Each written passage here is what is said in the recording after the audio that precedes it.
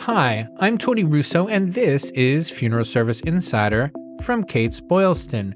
This week, we have a bonus episode. It's part of a continuing series where we talk to some of the speakers who will be presenting at the Kates-Boylston Advances in Funeral Innovation Conference, November 12th and 13th in Houston, Texas. In this episode, we speak with Melissa Posey Loose, the Assistant VP of Marketing and Communications for NGL, and Kenn Peterson, the Vice President of Lending and Business Development for NGL.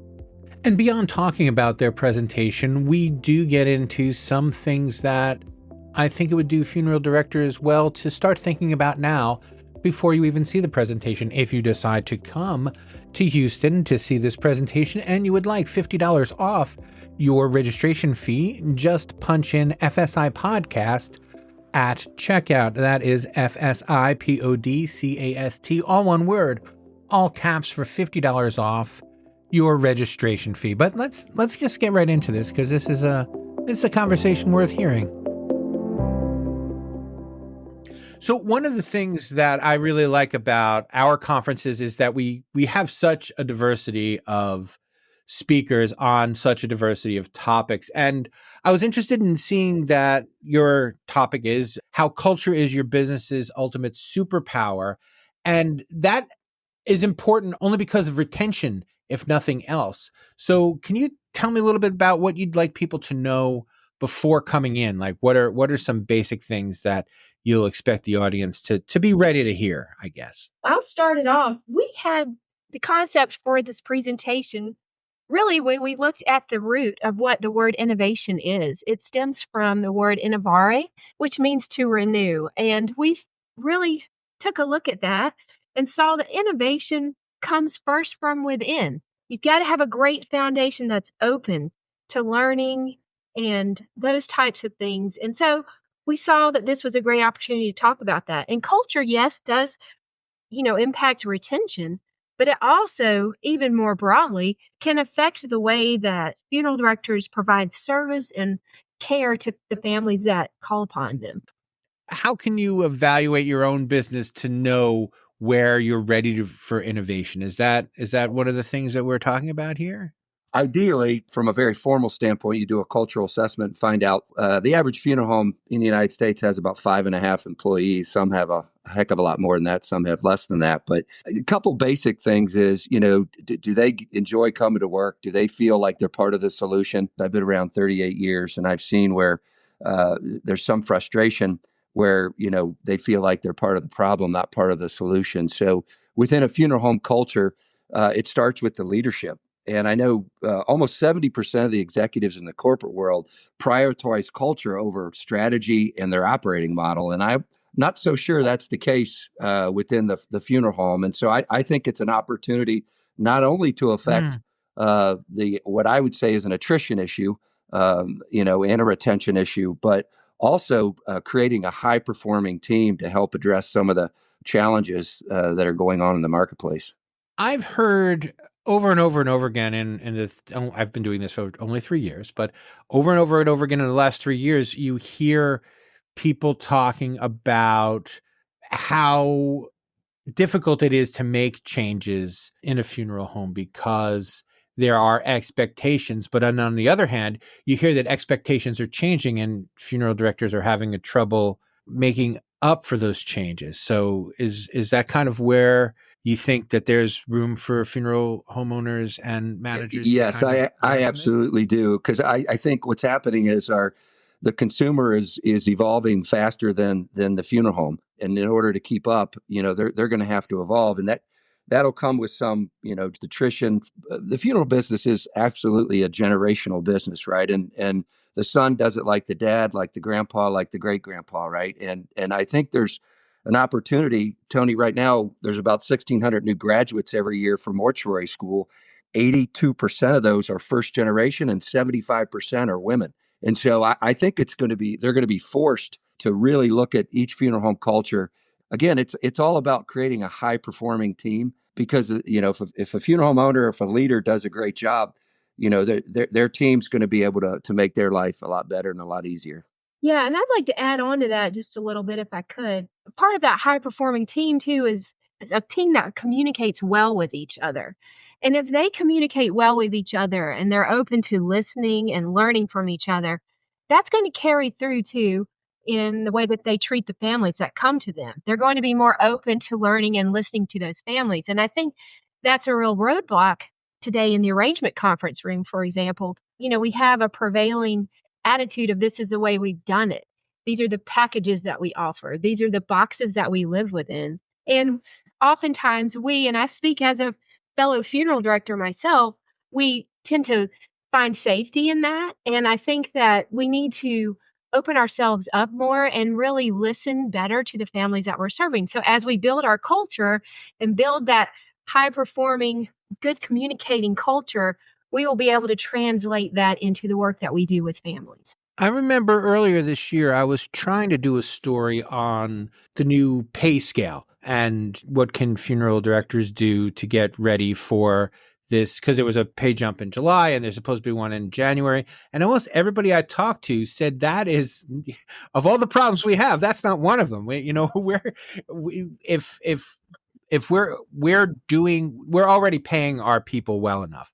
And so if everyone's already paying their people well enough, or at least, federally well enough, then it is a question of making sure that everyone is the right fit. And I think, to your point, Melissa, the idea of having the confidence in the arrangement room to go off script doesn't necessarily have to come from within just a person. It can be part of what you're not afraid of what the owner will think if you do something different. Has a great thought about leadership and team members who think of themselves and function like an owner. Ken, you want to talk a little bit about that? Oh yeah, absolutely. I think it's critical that the leadership at any funeral home creates an environment, Tony, to your point, that you have to create a safety for everybody to thrive and be willing to try to meet customer requests and customer demands as best they can. They can't be afraid to try to do what they need to do to make that customer happy. And I think sometimes they feel that constraint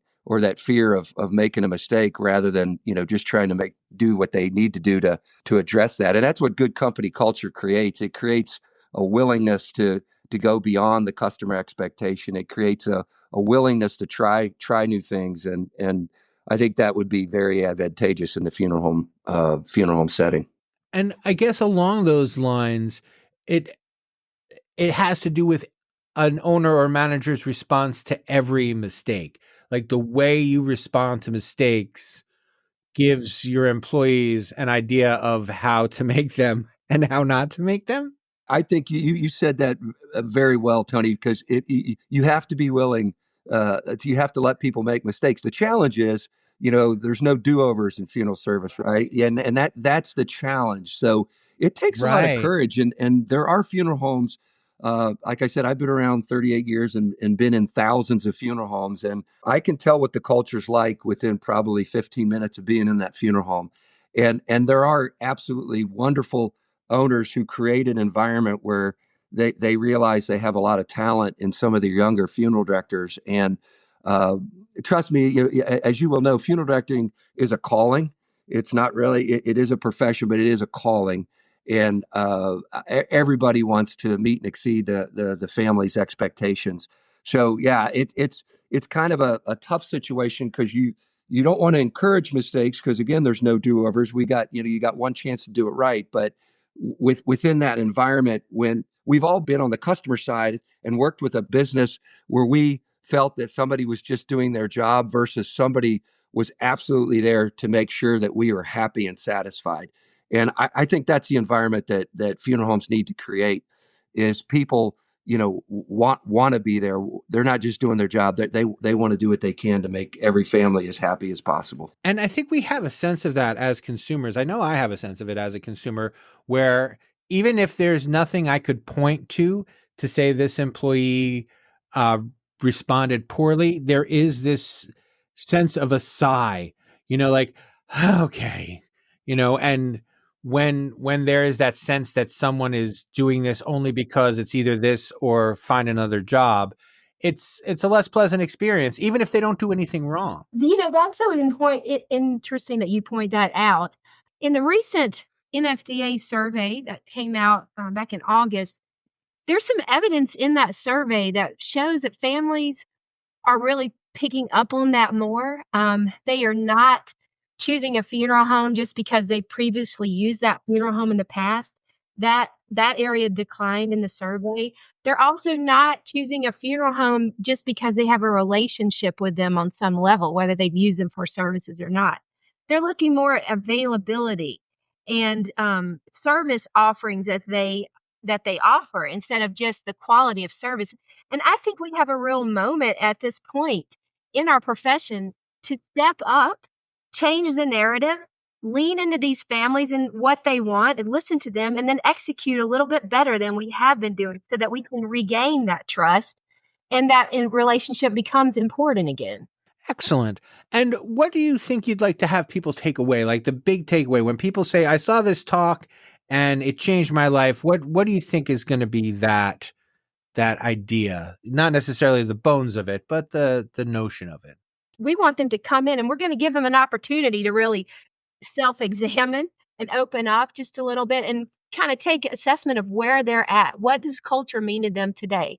How do they see themselves? And we want them to walk away then with a refreshed perspective of not just, oh, we're here, but where can we go?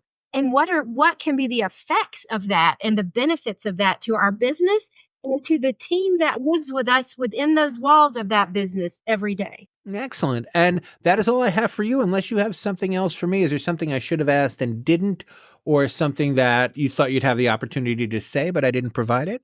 No, Tony, and I'll give Melissa credit for this, but she kind of brought it up to me initially, which I think is great. When you hear the word innovation, you kind of look out, right? What new thing, what new process, what new product, can I use or learn about that's going to help my business and help my families have a better experience. But I think Melissa, looking within, and I'm a big fan of that, right? And I think funeral homes in general maybe haven't been the best at that.